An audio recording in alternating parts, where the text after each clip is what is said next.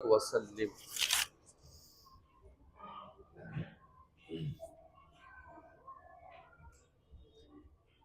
رمضان المبارک کا یہ اول جمعہ ہے۔ سب سے پہلے تو اللہ رب العزت والجلال کا بہت شکر ہے، ان کا احسان ہے کہ انہوں نے ہمیں یہ بابرکت محترم اور مقدس مہینہ عطا کیا ہے۔ باری تعالیٰ سے دعا کرتے ہیں کہ اللہ تعالیٰ اس مبارک ماہ کی قدردانی کی توفیق عطا فرمائے۔ رمضان المبارک کا مہینہ یہ ہمارے دین کا مہمان ہے، یہ تربیت کا مہینہ ہے، یہ رحمتوں والا مہینہ ہے، یہ ایک تربیتی کورس ہے۔ اللہ تعالی ہمیں حرام چیزوں سے بچانا چاہتے ہیں،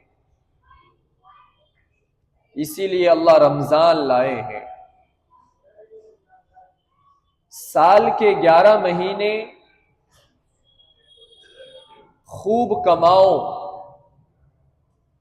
لیکن رمضان میں اللہ نے عبادت کا دائرہ اور بڑھا دیا کہ جو تمہارے دلوں پر، دماغ پر گرد غبار اور دنیا کی محبت کے جالے آ گئے ہیں، رمضان آیا ہے، یہ تمہارے گناہوں کو دھو کے جلا کے ختم کر دے گا۔ رمضان المبارک ہمارے نبی مکرم صلی اللہ علیہ وسلم کی زندگی میں 9 مرتبہ آیا۔ 2 ہجری میں 10 شعبان 2 ہجری میں رمضان المبارک کی فرضیت اللہ نے قرآن میں اتاری۔ اللہ نے اعلان کیا، جب نبی علیہ السلام ہجرت کر کے مدینہ چلے گئے، 2 سال ہو گئے ہجرت کیے ہوئے، تو اللہ کی طرف سے حضرت جبریل علیہ السلام پیغام لے کر آتے ہیں نبی علیہ السلام کے پاس۔ یا ایھا الذین آمنوا، پہلے ایمان والوں کو پکارا کہ یہ جو پیغام ہے، یہ جو حکم کیا جا رہا ہے، یہ خاص ایمان والوں کے لیے ہے،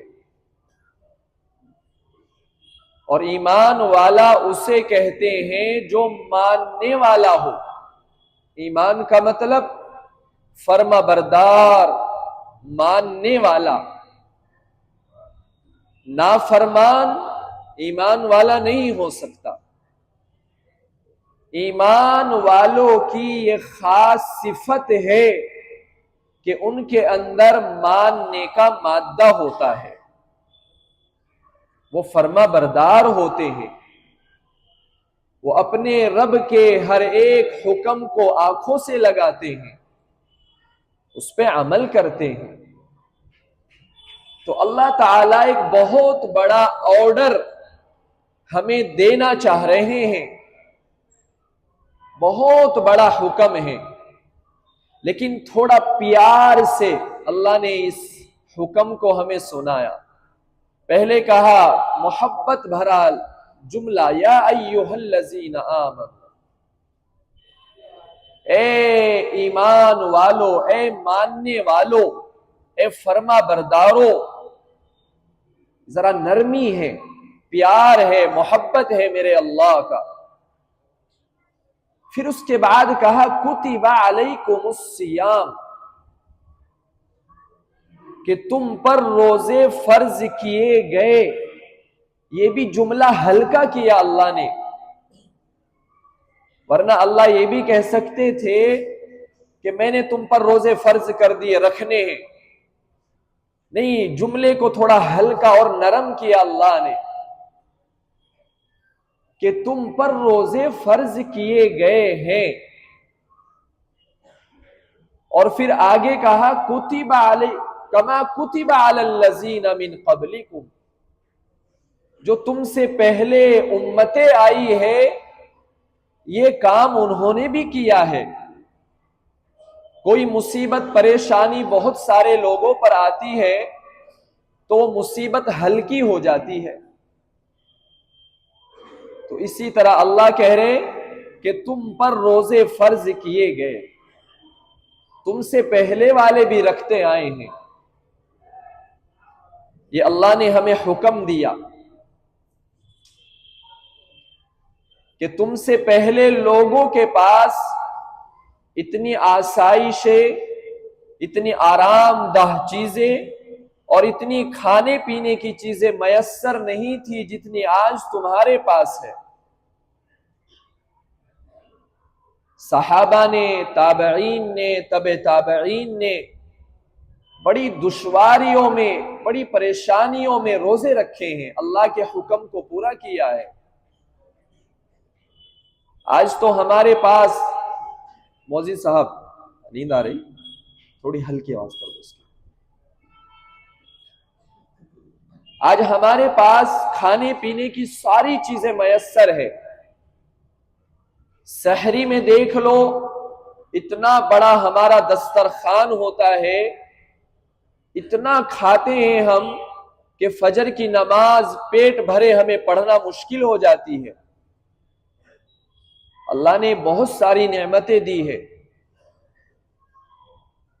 پھر آدمی فجر پڑھ کے جو سوتا ہے آدھا دن تو سونے میں گزر جاتا ہے، کہ بازار کھلے تو دوپہر میں، دکان کھل گئی دوپہر کے بعد، آدھا دن سو کر گزار دیا۔ پھر افطار کا وقت آیا، ہمارا دسترخوان بھرا ہوا ہے، بے موسم پھل ہمارے دسترخوانوں پر موجود ہے۔ پہلے زمانے میں تو لوگوں کو پھل بھی موسم میں ملتے تھے، آم کا موسم آم، جام کا موسم جام، اور تربوز کے موسم میں تربوز۔ آج تو ٹیکنالوجی کا استعمال کر کر کے بے موسم پھل ہمارے دسترخوانوں پر موجود ہے۔ اتنی ساری نعمتیں اللہ نے دی ہے کہ افطاری میں دسترخوان پورا لبریز ہے، بھرا ہوا ہے، اتنا کھاتا ہے آدمی، کہیں پھل ہے، ڈرائی فروٹس ہے، اور پتہ نہیں کتنے مشروبات ہے کہ مغرب کی نماز پیٹ بھرے پڑھنا مشکل ہو جاتی ہے۔ پھر پوری رات کھانے کی ہے، خوب کھاؤ۔ لیکن ان سب نعمتوں کے باوجود کتنے سارے مسلمان ہیں جو اتنی ساری سہولتوں کے باوجود رمضان کا روزہ نہیں رکھتے ہیں، اللہ کے حکم کو سرے عام کھلم کھلا علل اعلان اللہ کے حکم کو للکارتے ہیں۔ آدھے سے زیادہ مسلمان روزہ نہیں رکھتا، آدھے سے زیادہ۔ اسی جمعہ کے مجمع میں اتنے سارے لوگ ہوں گے جنہوں نے آج جمعے کا روزہ رکھا ہے، کل ان کا سنیچر میں رکھنے کا ارادہ نہیں ہے، بس رمضان ہے جمعے کا روزہ رکھ لیتے ہیں، کہتے جی ہم بھوکے نہیں رہ سکتے، پریشانی ہے، ہم برداشت نہیں کر سکتے۔ ارے اللہ کے بندے، 12 سال 15 سال کے بچے روزہ رکھ رہے ہیں، تو پھر 20 سال اور 25 سال اور 30 سال والے کیوں نہیں رکھ سکتے؟ جب 60 اور 70 سال کا بوڑھا رکھ رہا ہے تو پھر 40 اور 50 سال کی عمر والے کیوں نہیں رکھ سکتے؟ لیکن بہانے ہیں نہ رکھنے کے۔ ایک بات یاد رکھنا میرے پیارو، کتنی ساری قومیں آپ نے سنا ہوگا تقریروں میں، قرآن میں، اللہ نے قوم عاد کو تباہ کیا، اللہ نے قوم سمود کو تباہ اور برباد کیا، قوم فرعون کو اللہ نے پورا ڈبو دیا، ختم کر دیا، غرق کر دیا. کیوں؟ کس وجہ سے؟ وقت کے پیغمبر کی نافرمانی کی، اللہ کے حکم کی نافرمانی کی، اس لیے تباہ کیا. تو یہ روزہ بھی اللہ کا حکم ہے، قرآن کا حکم ہے.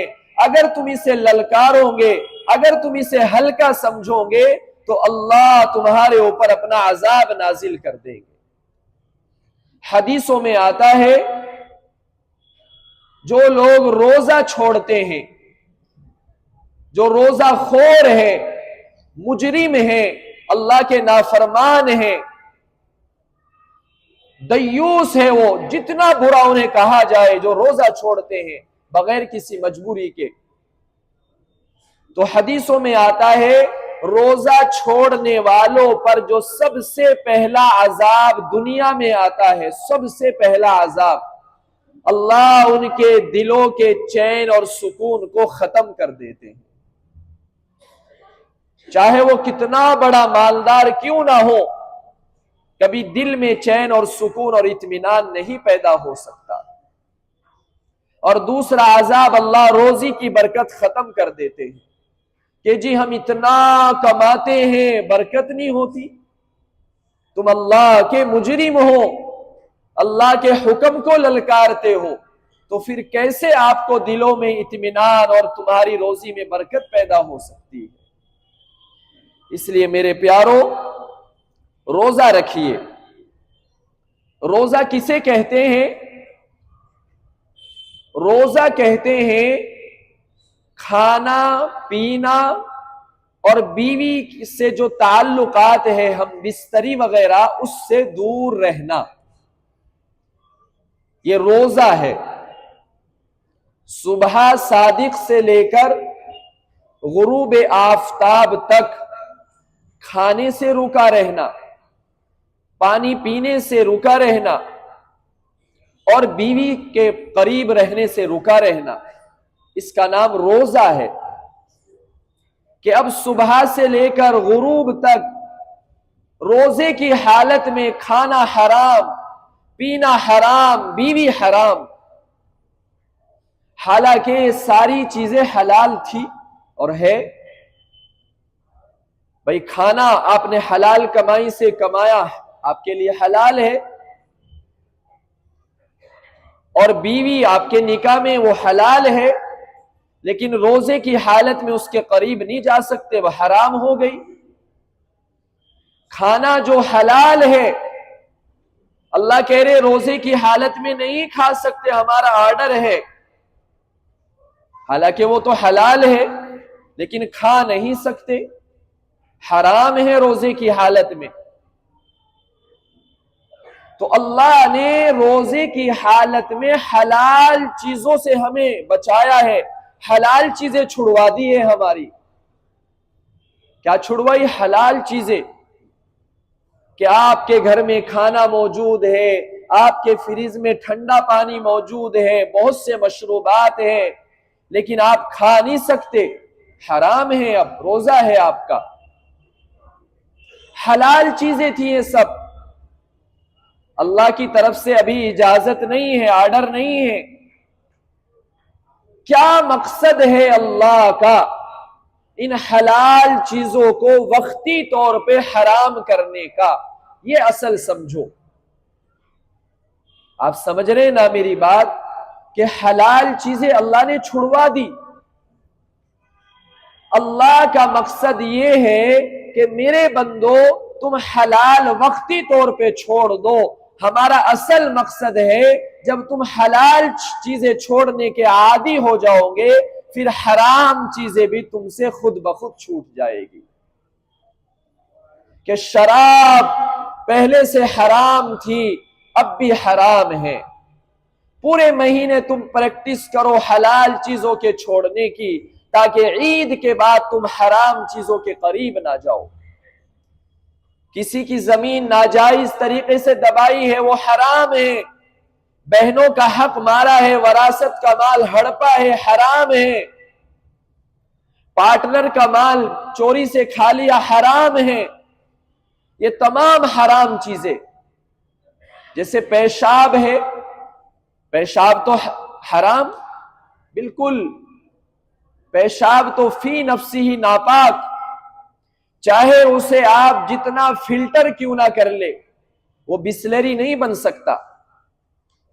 پیشاب تو پہلے سے ہی ناپاک ہے تو ناپاک رہے گا۔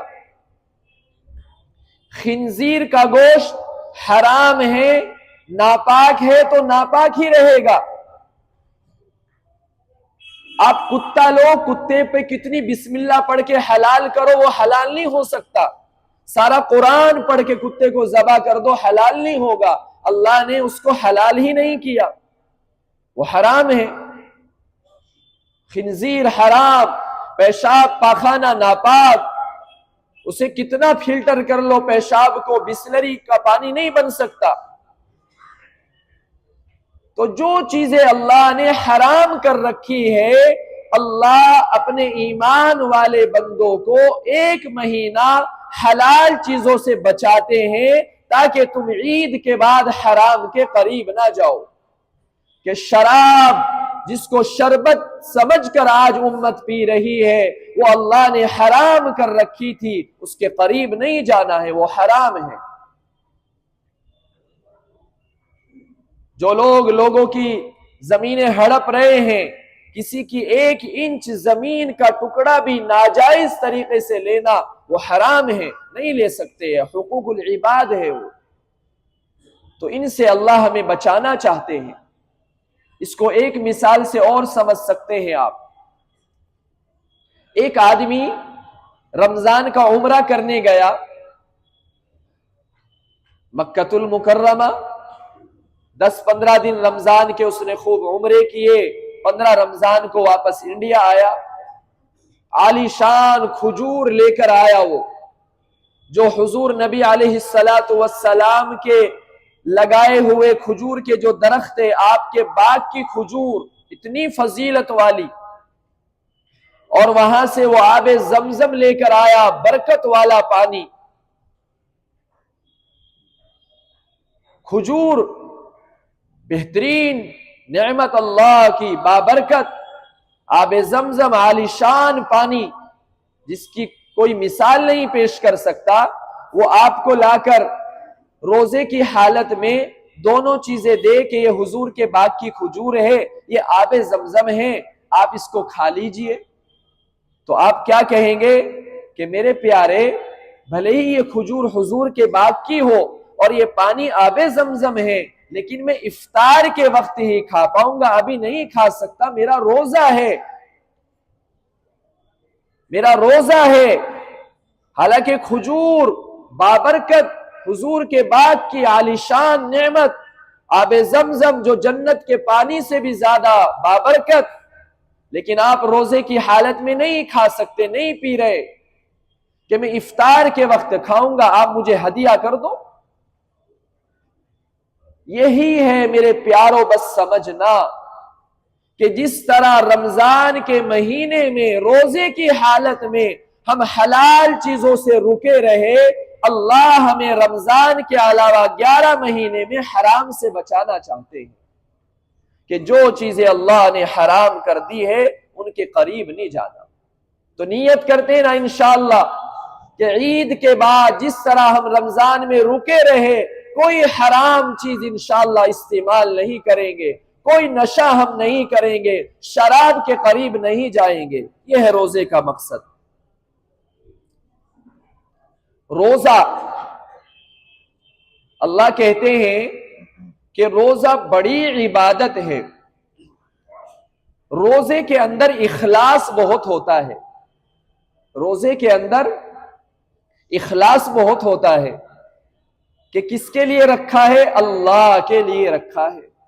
کمرہ بند ہے، کھانے پینے کی چیزیں موجود ہے، فروٹس رکھے ہیں، پانی ہے، شربت ہے، پی نہیں سکتا کہ اندر سے اجازت نہیں دے رہا ہے ہمارا ضمیر، میں نے روزہ رکھا ہے اللہ کے لیے۔ جتنی عبادتیں ہیں، نماز، حج، زکوٰۃ، صدقات، خیرات، سب اللہ کہتے ہیں میرے بندوں کو ان کا ثواب دے دو، ادھر عبادت کی ادھر ثواب، ادھر عمل کیا، ادھر اس کی برکت شروع ہو گئی. لیکن اللہ کہہ رہے روزہ وَإِنَّهُ لِي، یہ میرے لیے ہے، وَأَنَا أَجْزِي بِهِ، اللہ کہہ رہے میرے بندے میں روزے کا بدلہ خود دوں گا تمہیں. اللہ خود دیں گے روزے کا بدلہ. اور اللہ انشاءاللہ روزے کا بدلہ ہمیں کس شکل میں دیں گے؟ جب اس دنیا سے رخصت ہوں گے، ہم آخرت میں جائیں گے، انشاءاللہ اللہ ہمیں مل جائے گا. اللہ نے روزے داروں کے لیے جنت میں ایک مخصوص دروازہ بنایا ہے جس کو باب ریان کہتے ہیں. اس جنت کے دروازے سے اللہ صرف روزے داروں کو گزاریں گے اور کوئی نہیں انٹر ہو سکتا. ایسا اکرام فرمائیں گے اللہ روزے داروں کا. تو میرے پیارو، روزے کے اندر اخلاص بہت ہوتا ہے. اس کو اللہ کا حکم سمجھ کے رکھیے. آپ بہت سہولت ہے آج روزہ رکھنے میں، بہت سہولت ہے. اللہ نے بہت ہلکا کر دیا ہے روزے کو، کوئی مشکل نہیں ہے. صرف کھانے پینے کے اوقات تبدیل ہو گئے ہیں. الحمدللہ اللہ کا شکر ہے، مجھے تقریباً 25 سال ہو گئے، جو مجھے یاد ہے آج تک ایک وقت کا روزہ نہیں چھوڑا ہے. جیسی نیت اللہ ویسا آدمی کے ساتھ سہولت پیدا کر دیتے ہیں. تقریباً یہ میری 21ویں محراب ہے جو میں اس مسجد میں تو 16ویں سنا رہا ہوں. اس سے پہلے میں نے 5 محرابیں سنائی ہیں. تقریباً 14-15 سال کی عمر سے بالغ ہونے کے بعد سے تو 21 قرآن الحمدللہ میں سنا چکا ہوں آج تک بلا ناغہ. اور 16ویں محراب یہاں اس مسجد میں ہے میری. اسی طرح تقریباً 25 سال ہو گئے، 10-12 سال کی عمر سے جو روزہ رکھنا شروع کیا تھا آج تک نہیں چھوڑا. اور کوئی بھی الحمدللہ کوئی احساس نہیں، کوئی پریشانی نہیں. اور آج اچھے خاصے جوان، اچھے خاصے تندرست، اللہ نے انہیں سب کچھ دیا ہے، روزہ نہیں رکھتے. اللہ کے حکم کی محبت نہیں ہے. میرے بھائیوں، ایک دن اس دنیا سے چلے جائیں گے، آنکھ بند ہو جائیں گی، سب کو چلے جانا ہے. ایک دن میری اور آپ کی زندگی کی شام ہو جائے گی. اس دن سوائے پچھتانے کے ہمارے پاس اور کچھ نہیں ہوگا. اس لیے ہوش میں آئیے، حرام چیزوں کو چھوڑیے اور اللہ کی طرف آئیے، سچی توبہ کریے. آج جو لوگ یہ میری باتیں سن رہے ہیں، آج 2 رکعت نماز نفل پڑھیے نماز کے بعد اور اللہ سے سچی توبہ کریے، سارے گناہوں کو چھوڑیے اور ارادہ کریے انشاءاللہ میں پورے رمضان ایک بھی روزہ اب قضا نہیں کروں گا. نیت کرتے نا بھائی انشاءاللہ. اللہ نیت کے ارادوں کے ساتھ ہے، جیسی ہماری نیت اللہ ویسی برکت کرتے ہیں. اسی طرح دوسری عبادت ہے اس مبارک مہینے کی تراویح. یہ بڑی مبارک نماز ہے تراویح کی نماز. حضرت عمر رضی اللہ عنہ نے اپنے دور میں باقاعدہ 20 رکعت تراویح پڑھی ہے امام بنا کر. حضرت عمر رضی اللہ عنہ کا اجتہاد ہے 20 رکعت تراویح. اور حضرت عمر رضی اللہ عنہ وہ ہے جن کے بارے میں نبی علیہ السلام نے فرمایا کہ میرے بعد اگر کوئی نبی ہوتا، نبوت کا دروازہ کھلا ہوا ہوتا تو عمر نبی ہوتے. یہ حضور نے فرمایا. یہ وہ عمر ہے جنہوں نے 20 رکعت تراویح مکمل امام بنا کر اپنے دور خلافت میں پڑھی ہے. تو ایمانداری سے بتاؤ، کیا حضرت عمر رضی اللہ عنہ حضور کی منشا کے خلاف کوئی کام کر سکتے تھے کہ حضور جس کام کو پسند نہ کرے وہ عمر کرے؟ حضور کی منشا کے خلاف عمر ایک بال کے برابر کوئی کام نہیں کر سکتے.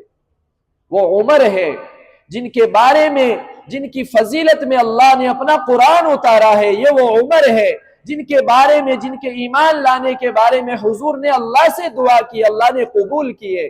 یہ وہ عمر ہے جو 20 رکعت تراویح پڑھ رہا ہے.